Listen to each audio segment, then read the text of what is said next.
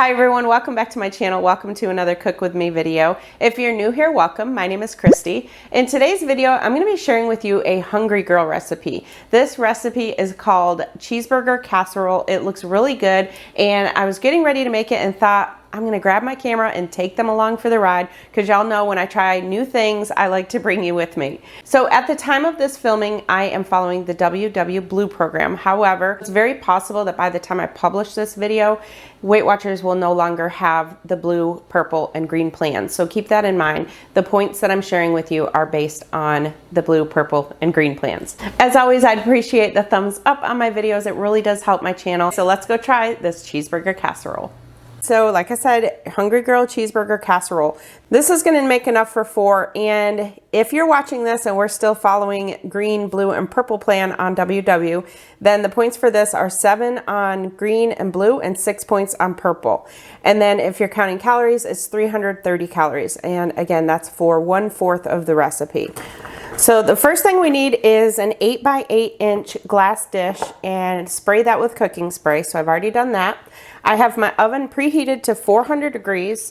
And then over on my stove, I have a pot of water that I have coming to a boil. So while that comes up to a boil, I'm gonna peel my potatoes. So real quick, let me go through what we need. We're gonna need 8 ounces of russet potato, peeled and cubed. So she says about 1 medium. I just went through and weighed out 8 ounces. I have these baby potatoes that I need to get used up. So I just weighed out 8 ounces of those. I'm just gonna use those. So I'm gonna peel those up and cube them in just a minute. We also need 4 cups of roughly chopped cauliflower. So usually when I chop cauliflower, because it makes such a mess when you chop it, I usually put it in my little chopper. It's basically just a manual spin chopper, but this week I decided to just buy it. I had to pick up a few things at Walmart, so I went ahead and bought some chopped cauliflower to save me a little bit of time. So we're gonna need 4 cups of that, and then we also need 2 cups of chopped mushrooms. So I'm just using these white mushrooms. I'll chop those up. And then 2 cups of chopped onion. I'm pretty sure this mammoth onion is gonna make 2 cups. And then we're also going to need 1½ teaspoons of garlic powder. We're also going to need 1 pound of extra lean ground beef, and you want to make sure it's at least 96% lean. I don't have any 96% lean. I have some 93% lean. So all I'm going to do is just cook this up, and then I'm just going to rinse it with water, and they say that that'll bring it to 96. And then we need 1/4 teaspoon of salt, 3 wedges of Laughing Cow cheese, and she says light cheese.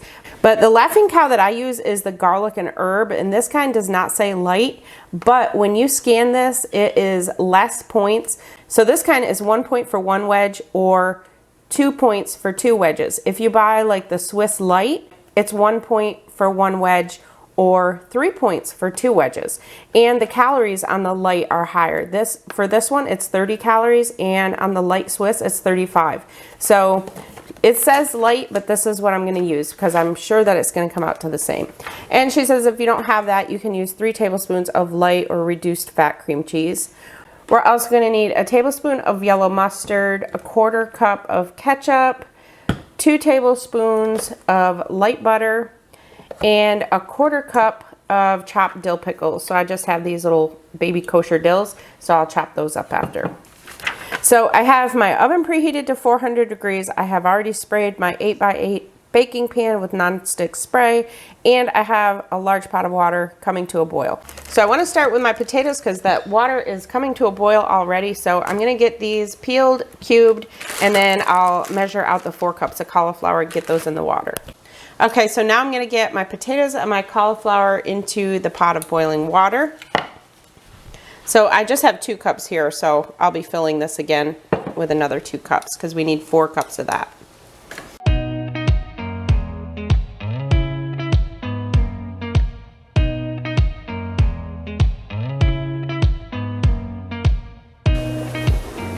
Okay, so now we're just gonna let that come back to a boil, and then I'm gonna reduce the heat to medium and just cook it for about 15 minutes. All right, while those cook, now I'm gonna get the onions and mushrooms cooking. So I have a large skillet heating up on the stove here. I've sprayed it with cooking spray. So I'm gonna get my onions and mushrooms cut up. And again, I need 2 cups of each of these.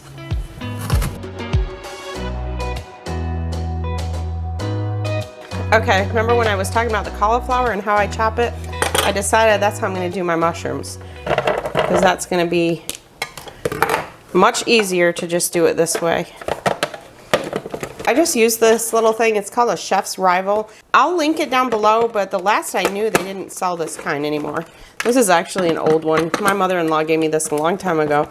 It's just manual. You just spin it yourself.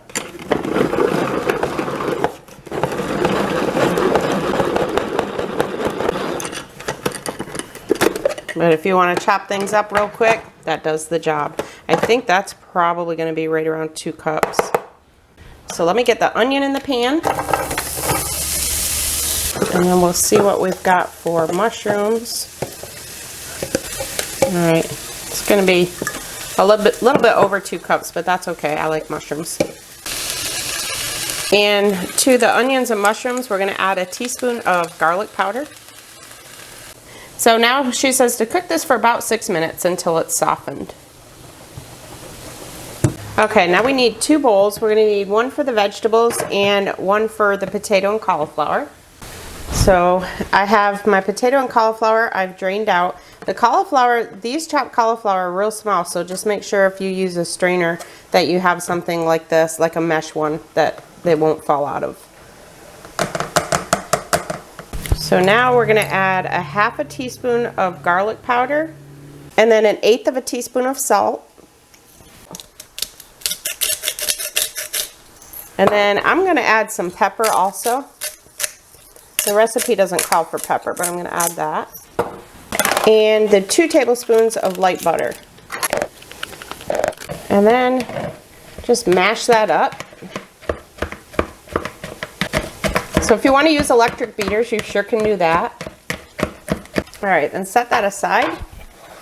Now we're going to take this bowl and we're going to put the onion and mushrooms in there.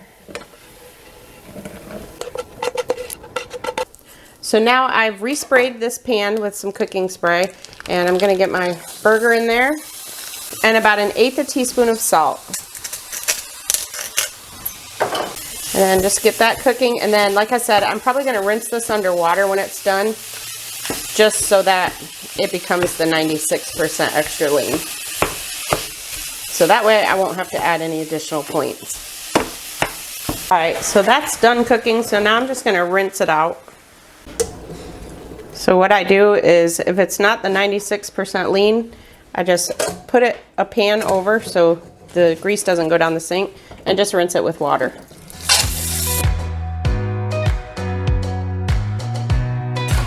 And just put it right back in the pan. So now we're going to add the 3 cheese wedges and a tablespoon of mustard.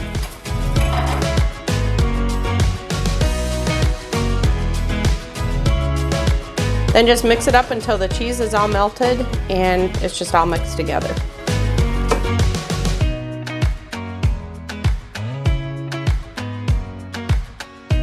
So once that's all melted together, now take your sprayed pan and put the beef mixture in the bottom.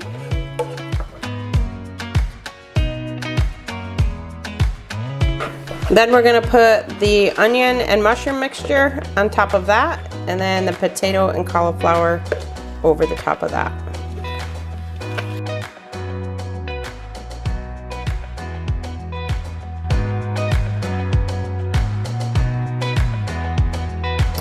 Okay, so now this is going in the 400-degree oven, and she says to bake it until the edges have lightly browned and the entire dish is hot and bubbly, about 25 minutes. So the last thing I have to do is just chop up my pickles. So we need about 1/4 cup of pickles, or really however many you want. So all we're going to do when that's done is the pickles and the ketchup just go over the top, and that's it. So I'm going to set that aside, wait for the casserole to get done. And now the only thing that I don't care for about this recipe is all the dishes that it makes. So I have my bowls and my pans and my strainer. So the good thing is I've got time while that's baking to get those washed. Okay, so it is hot and bubbly. It wasn't real browned, so I did put my broiler on for just like maybe a minute and a half, and just kind of let it get brown at these steeps here. So I just don't want to do it too much more because it was really bubbling on the sides. So I'm going to let that sit just for a little bit, just in case there's a lot of liquid in there, to let it thicken up.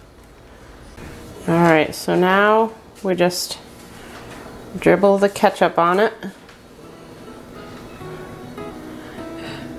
My husband has a weird look on his face over here. I don't think I'm going to use all the ketchup. I think that'll be good.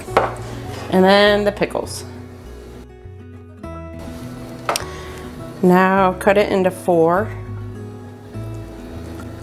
And hopefully I let it sit long enough to hold its form.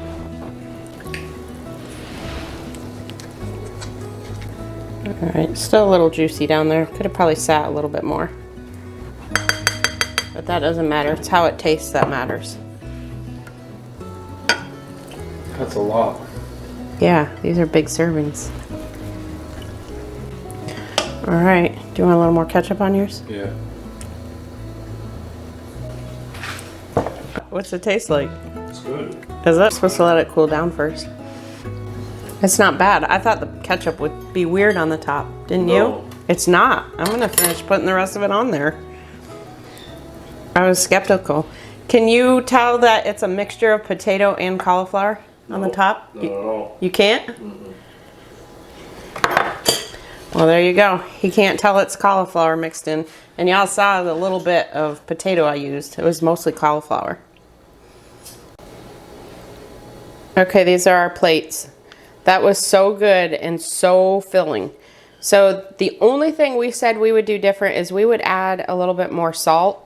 It just didn't really have enough salt for us. And for us, we would add garlic salt just because we like garlic. So all we did is just added some salt when we ate it. Other than that, I would not make any other changes. Sorry about the lighting. It's dark out. I just got done cleaning up from dinner and realized I never really did my official outro. So I did let you know what we thought of it. So again, we absolutely loved it. Would definitely add some more salt next time. My husband decided that he wanted more pickles. He came out in the kitchen, was cutting up more pickles. So as much as I thought the pickles and the ketchup were a little bit strange to me, those really gave it that cheeseburger flavor, I think. So if you're like me, when it comes time to put those pickles and the ketchup on there and you're thinking, oh, I'm not really sure about this, just try it, because I was really surprised by it. So I think for the Hungry Girl recipes that I've made so far, we are pretty much 100%. I don't think there's been one that I have not liked. So let me know in the comments. If you're a fan of Hungry Girl, let me know what's one of your favorite recipes of hers. And what I'll do is I will take all those recommendations and kind of put them in a bowl and pull one, and I'll try and make one for a future video.